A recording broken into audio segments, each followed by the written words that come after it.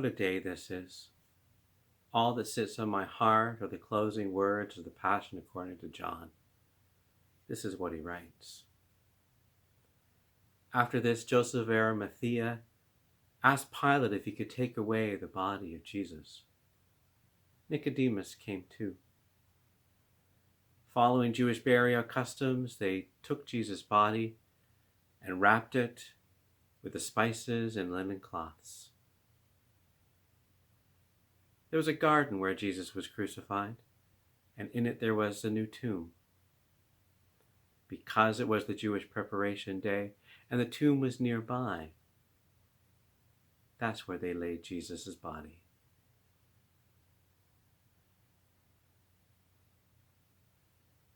Those words hollow out my heart and leave me unsure. There are no dances on a day so shrouded in sorrow, no music loud enough to bellow the pain. It is better to remain still and silent, to try and remember the face of God, to try and remember how to kneel.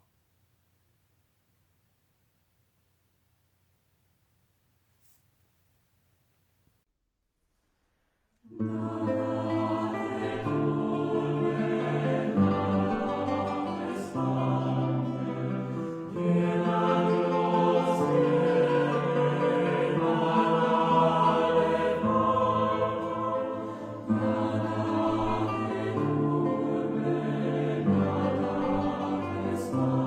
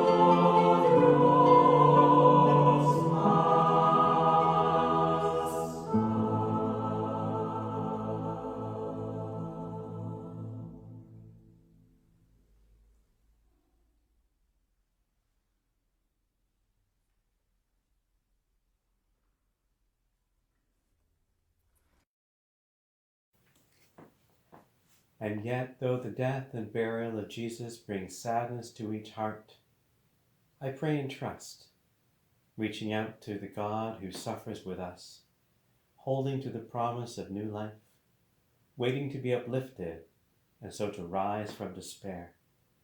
I can reach out in hope, buoyed by these words of Malcolm Guite.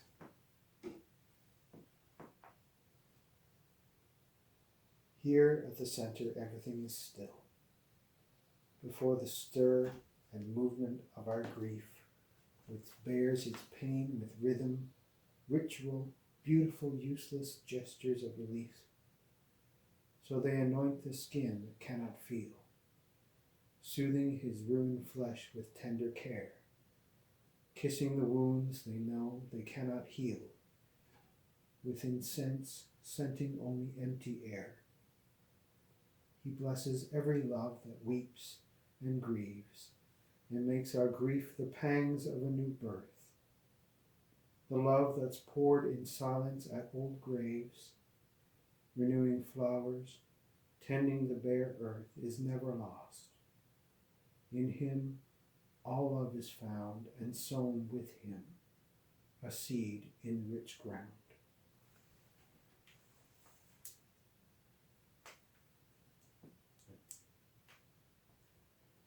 Those words remind me that even in the deepest grief, the one we call God is present, beckoning us in love. We forget sometimes that the shadowed walls of the tomb where Jesus' body was laid are not void of promise. It was into the darkness, before anything ever was, that God spoke.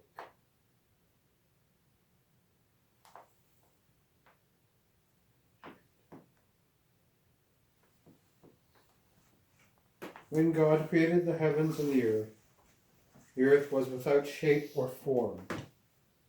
It was dark over the deep sea, and God's wind swept over the waters. God said, "Let there be light." And so light appeared. God named them differently, calling one day and the other night. There was evening and there was morning, the first day.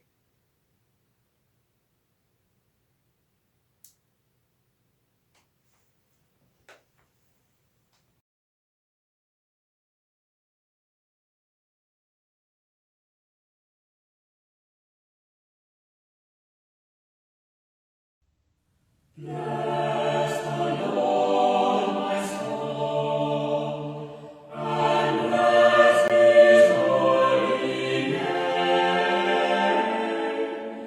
Bless the Lord, my soul, he rescues me from death. Bless the Lord, my soul, and bless his holy name. Bless the Lord, my soul, he rescues me from death. It is he who forgives all your guilt, and bears every one of your days, who redeems our life from our grave, who crowns you with love and compassion. Bless the Lord, my soul, and bless his holy name. Bless the Lord, my soul, he rescues me from death.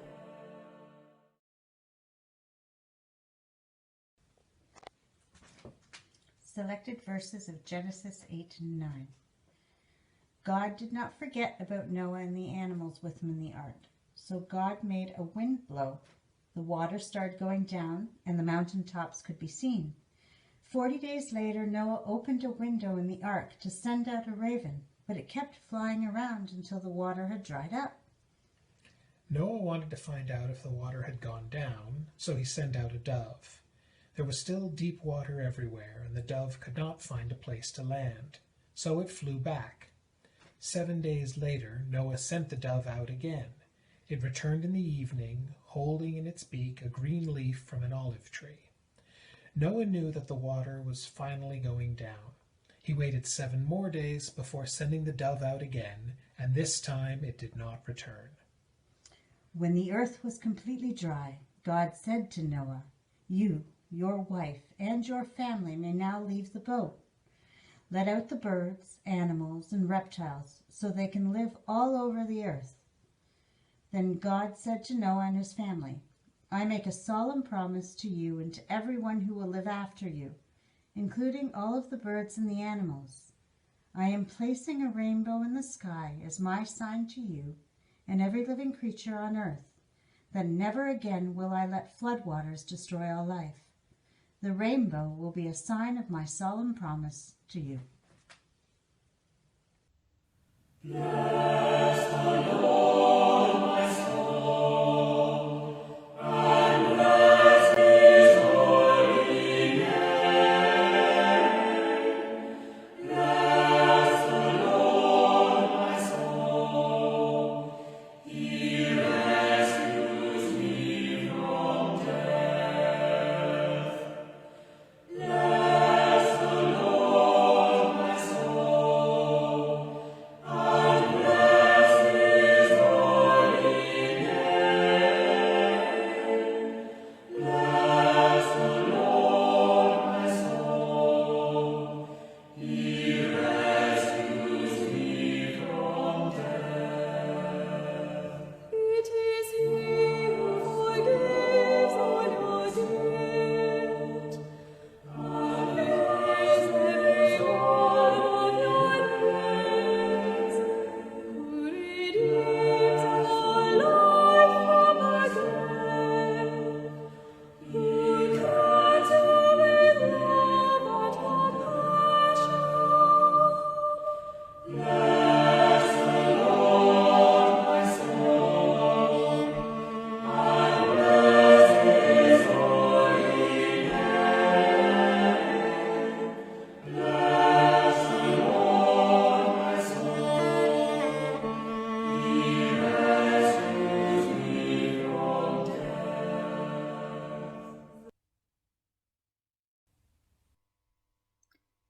A reading of selected verses of Exodus 14. When the Israelites saw the king coming with his army, they were frightened and begged God for help. They also complained to Moses, "Wasn't there enough room in Egypt to bury us? Did he bring us out here to die in the desert?" But Moses answered, "Don't be afraid. Be brave. God will save you today." God said to Moses, "Tell the people to move forward. Then hold your walking stick over the sea. The water will open up and make a road where they can walk through on dry ground. I will make the Egyptians so stubborn that they will go after you. I will be praised because of what happens to the king and his chariots and cavalry. The Egyptians will know for sure that I am God." So Moses stretched his arm over the sea, and God sent a strong east wind that blew all night until there was dry land where the water had been. The sea opened up, and the Israelites walked through on dry land with a wall of water on each side. Herein we seek wisdom. Bless the Lord, my soul, and bless his holy name. Bless the Lord, my soul, he rescues me from death. Bless the Lord, my soul, and bless his holy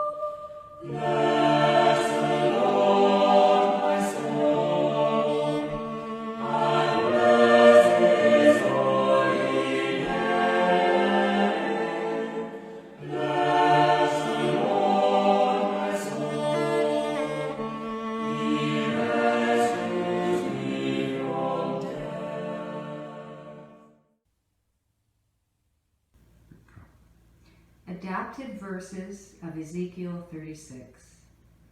God said to Ezekiel, "Say to the mountains, enemies sneered at you and said you belonged to them. They crushed you, and foreign nations captured you. Your towns now lie in ruins. But this is my solemn promise. Trees will grow on your mountains and produce fruit for my people, because they will soon come home. The people of Israel will return and rebuild your ruined towns and live in them. Children will be born, and animals will give birth to their young. You will no longer be deserted as you are now, but you will be covered with people and treated better than ever. You will know that I am God when I bring Israel home." I will gather them from the nations and bring them home. I will sprinkle them with clean water and take away their idols. I will take away their stubborn hearts and give them new hearts. I will put my spirit in them, and they will be eager to follow my way. They will live in the land. They will be my people, and I will be their God. Bless the Lord, my soul, and bless his holy name. Bless the Lord, my soul. He rescues me from death. Bless the Lord, my soul, and bless his holy name. Bless the Lord, my soul. He rescues me from death. It is he who forgives all your guilt and pays every one of your debts, who redeems our life from our death, who turns away love and compassion. Bless the Lord, my soul, and bless his holy name. Bless the Lord, my soul. He rescues me from death.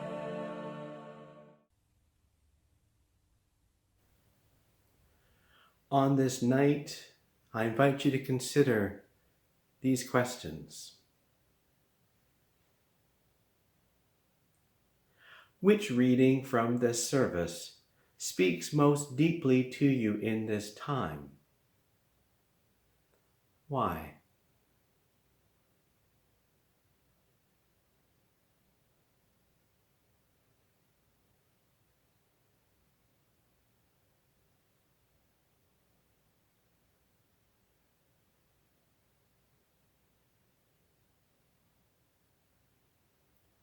Each text was read with only candlelight.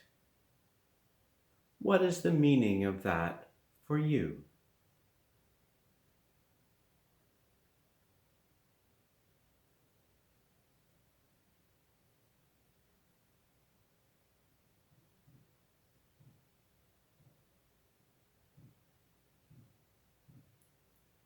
The readings remind us that throughout history, the movement of God has always been to draw us closer in love. In what ways do you participate in that?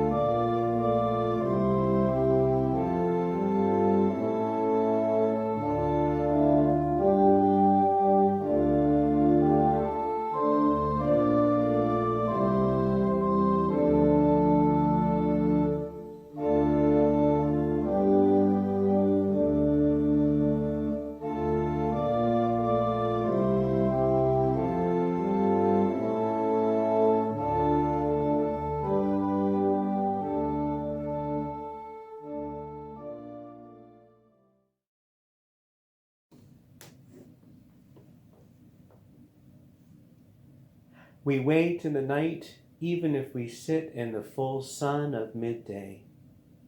We wait, trusting in these words of Solomon. Keep me in your heart and remember me, for the passion of love is more powerful than death.